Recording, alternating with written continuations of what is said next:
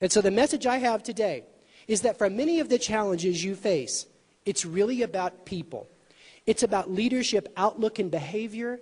It's about the culture that you create at the organization. It's about the relationships that you make and the power of human ingenuity.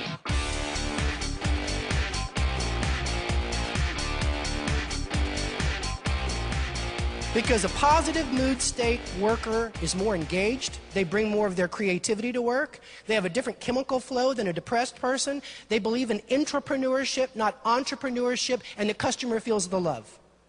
And it generates a virtuous cycle. I'll break it down to you at the chemical level. I mentioned this before. When you go to work and the sky is falling and all you hear is gloom and doom and you're getting beat up at work and you believe there's not enough to go around, you put that out there and you get it back and you get into this doom loop personally. Your body produces cortisol, the stress hormone. Cortisol's got a lot of bad health impacts, but it's got terrible brain impacts. Now, you've probably heard your whole life that we can leverage 10% of our brain's capacity. You've heard that, right? It's an average. It's chemically driven. When your body produces high levels of cortisol, your brain leverage capacity drops. It drops to 2 or 3%. Only in a Disney movie are desperate people actually good at what they're doing and win, okay? In the real world, when a person is depressed, they are less creative, more prone to make basic quality errors. I used to work for Ed Deming. He explained to me that sometimes it's not about fixing the production process, it's about fixing the people management process if we want to get people to come to work and try and not get injured on the job and to be high quality in their output. Now let me flip this around. Have you ever been stuck trying to solve a problem and you take a shower? And in the middle of the shower, it just comes to you like eureka. And the idea comes to you and it's unlocked, it's released from your subconscious. You ever had that experience? DHEA is the explanation for it. If you Google HeartMath Institute, they've done research on this idea. That when you're inspired, or when you put yourself in the right frame, in this case it was rhythm, warm water, and time, and tranquility. Runner's high is the same thing.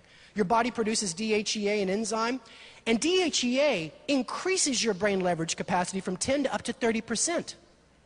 So when you're at work and you've gone through a training and development program that makes you feel more confident about your job, it raises your DHEA. When you're recognized or appreciated at work by your boss, it raises your DHEA. When you fill your mind with gratitude that your job is a get to and not a have to, it raises your DHEA. You show me a strong, inspired culture in battle in the market against a depressed culture, and I'll show you a company that's 10 times smarter than their competitors. It's chemical warfare out there. I know every single one of you, both in the room and watching this, every single one of you have had a struggle over the last 3 years because there's real scarcity in the world. But here's my fear. If we don't get back on track and start moving things forward and going back to what worked back in 2005 and 2006, we will all experience what I call personal recessions. Personal recessions is when a year goes by and you haven't grown as a person. You haven't grown emotionally, you haven't grown technically, you haven't grown in any way that you can measure. You define yourself as just getting by, just hanging in there, making it till the next year, can't wait for the economy to turn around. This is not the way to live. Let me give you an alternative mind diet that I've been on for several years, and I know a lot of other high-performance people that are doing this. Don't go online first thing. Delay gratification. You own technology. It does not own you. Take back your morning. I don't go online for the first 45 minutes. Don't do it.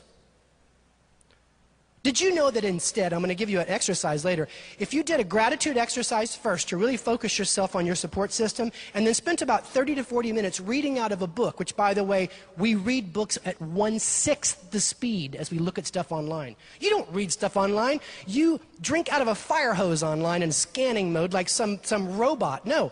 If you take information in slow in the beginning, and you're reading confidence-building books, readers are leaders, books that either tell you where the future's going or how to be better at your job, if you do that instead for the first 30 minutes, you will fill that little mind up of yours, because it's littler than you think, with confidence-building material. Michael Pollan wrote a great book called In Defense of Food. And he was talking about the problem with steak in our culture. And he said there's nothing wrong with red meat, it's the portion size. He said the steaks are so big they push the vegetables off the plate, and it caused me to think about our mind. You know, we have two basic flaws. We think that we have 2 gigs of RAM and we think we can do 3 things at once like our kids. You can't do it. Your mind doesn't have infinite RAM. You've got a little mind, the conscious mind. It's built for speed, not for storage, okay? And you've got a huge subconscious that remembers everything you've ever done, and it coughs things up to you sometimes when it's on the tip of your tongue unless you Google it, right? I want you to think of your mind as a 1999 old school laptop with about 80 megs of RAM, right? You're in 3 applications and it's just buffering all the time. That's your mind, the average person. Okay? Listen, this is not a bad thing. This is a good thing. That means you can stuff it full of something and eliminate room to store other things, or as Dr. Norman Vincent Peale said, if you can worry, you can dream. So I challenge you every day to spend the first 45 minutes loading either confidence-building material or slow food into your head and approach your day with a sense of confidence. Now, you may need to go to bed earlier and get up earlier, but you will learn very quickly that life goes on. And then when you stop checking your email first thing out of bed and stop exposing yourself to the randomness of the World Wide Web, you're going to immediately feel a sense of peace. Emotional intelligence, of course, is your ability to maintain and control your emotions as well as to properly decode and connect with the emotions of other people. What we've learned, though, is that it takes 2 things to be great at dealing with people. It takes a high level of emotional intelligence, but more importantly, it takes generosity. It takes the burning desire to give to other people. When you put emotional intelligence together with generosity, you've got people skills. And you create something they call in the research relationship masters. Because relationships are important. Relationships aren't just important to you, they're important to your students. In their career, they cannot be successful if they don't have relationship skills. A Yale study found out that over the course of 10 years, a relationship master will sell 40% more than an equally educated, equally experienced salesperson. Not because it's a popularity contest out in the market, but because the customer will give her better information because she wants her to succeed. We've learned that teachers that form relationships with students that are deep and mutually respect-based will generate more academic performance. That's the Emporia State College research as well as University of Texas 1974 study learned that the teacher will receive performance from the student with a relationship because the student will want the teacher to succeed. And for parents in the room, you know what I'm talking about. One of the greatest networkers in the history of Manhattan. In the mid-1920s, he opened up a very small insurance boutique. He and his partner sold life insurance. 1928 was a tough year for Elmer, you can well imagine. He had an idea, though, for building his business. He couldn't afford trolley car advertising, which was popular at the time, or even direct mail marketing. What he did instead was he took a novel approach to networking. Every Friday, he would organize a networking lunch at the Manhattan Four Seasons. So he'd take 3 people that he'd prospect for all week that he thought should meet, and they would be his lunch partners. So, for example, what's your name, sir? Brian. Brian is a chef. Elmer's known him for a long time. Brian lost his job because the restaurant on Broadway closed down, but you got an idea for your own restaurant, and you got a burning passion to open it. So he's going to invite you. Sir, what's your name? Ryan? Brian. Another Brian. You guys are going to get along. Brian is an honest banker that is still willing to loan money for startup ventures. You're important because you're the money piece of the puzzle. Finally, sir in the red, your name? Who? Rick.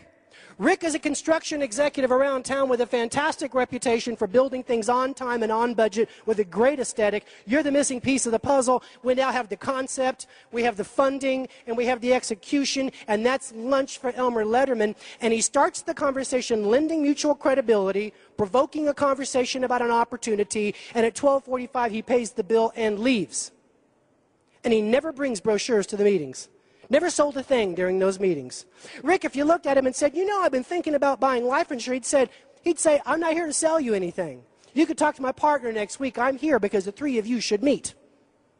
He could come up to the opening of your restaurant 2 years later with a line around the block, and he wouldn't expect a free meal. He'd stand in the back of the line, and when he'd see you, he'd shrug his shoulders and wonder how you did it.